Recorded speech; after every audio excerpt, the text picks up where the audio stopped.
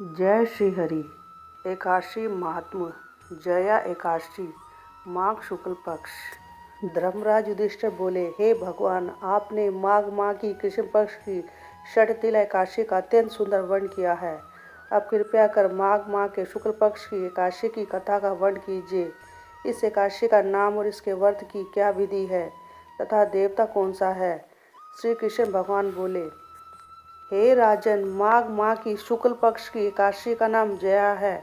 इस एकादशी के व्रत से मनुष्य ब्रह्म हत्या के पाप से मुक्त हो जाते हैं और अंत में उनको स्वर्ग प्राप्त होता है।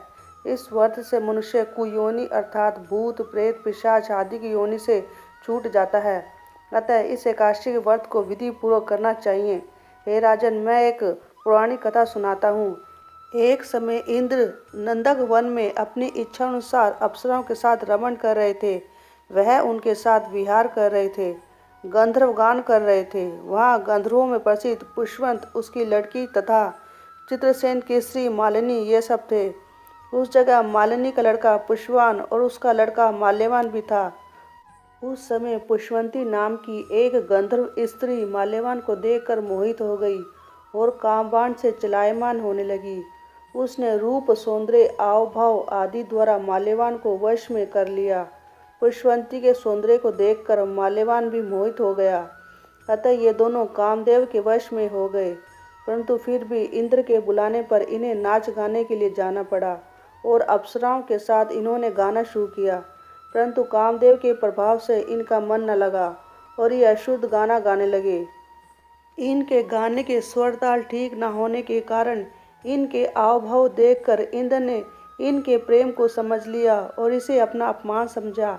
इन्हें शाप दे दिया कि तुम स्त्री पुरुष के रूप में मृत्युलोक में जाकर पिशाच का रूप धारण करो और अपने कर्मों का फल भोगो। इंद्र का शाप सुनकर ये अत्यंत दुखी हुए और हिमाचल पर्वत पर पिशाच बनकर दुखपूर्वक अपना जीवन व्यतीत करने लगे। रात दिन उन्हें एक क्षण भी निद्रा नहीं आती थी। इस स्थान पर अत्यंत सर्दी थी। एक दिन पिशाच ने अपनी स्त्री से कहा, नहीं मालूम हमने पिछले जन्म में ऐसे कौन से पाप किए थे जिससे हमें इतनी दुखदायी यह पिशाच योनि प्राप्त हुई है। देवयोग से एक दिन माघ माह के शुक्ल पक्ष की जया नाम की एकादशी आई। इस दिन दोनों ने कुछ भी भोजन नहीं किया और न ही कोई पापकर्म ही किया।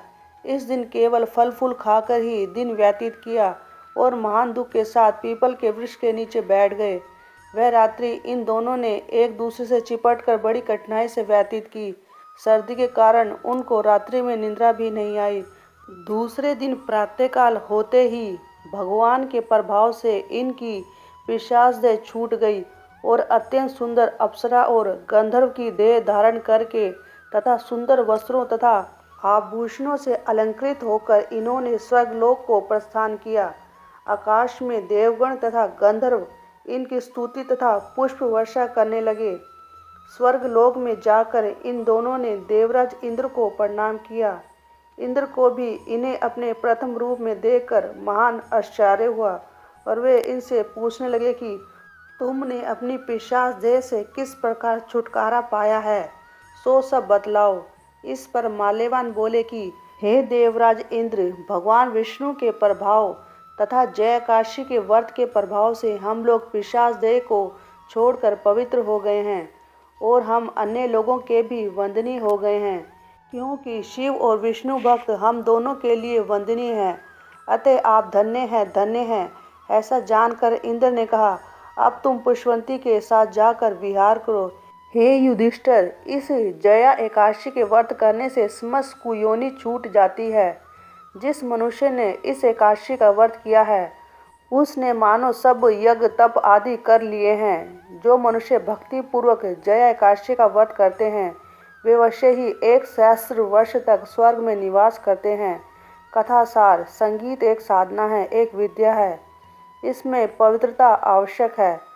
फिर जिस सभा में अपने से बड़े गुरुजन आदि उपस्थित हों वहाँ प्राणी को संयम और मर्यादा बनाए रखना चाहिए ताकि गुरुजनों का सम्मान बना रहे। गुरुजनों का अपमान करने वाला घोर नरक को भोगता है। अगर वीडियो अच्छी लगे तो चैनल को लाइक, सब्सक्राइब करके बेल आइकन पर क्लिक करके ऑल पर क्लिक करें। श्रीमन नारायण हरि हरि।